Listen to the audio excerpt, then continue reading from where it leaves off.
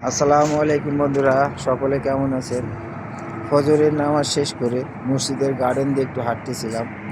ঠিক এই সময় নবী করিম সাল্লাল্লাহু আলাইহি সাল্লামের একটি হাদিস মনে পড়ে গেল। একদিন শীতের সকালে নবীজি ফজরের নামাজ শেষ করে তার সাহাবীদেরকে নিয়ে হাঁটতে বেরোলেন। ঠিক এমন সময় নবীজি একটি গাছের কাছে গিয়ে গাছের ডালটি ধরে হালকাভাবে একটু নাড়া দিলেন, এতে গাছের সকল পাতাগুলো ঝরে পড়ল। ঠিক এ দেখে নবীজি তার সাহাবীদেরকে বললে, এ থেকে তোমরা কি বুঝতে পারলে? সাহাবীরা বলল, আমরা কিছুই বুঝতে পারিনি।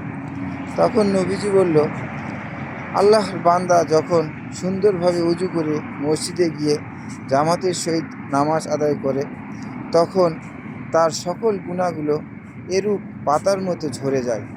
তো বন্ধুরা, আসুন আমরা নিয়মিত নামাজ পড়ি এবং আল্লাহর পথে চলি। সকলে ভালো থাকবেন। আসসালামু আলাইকুম।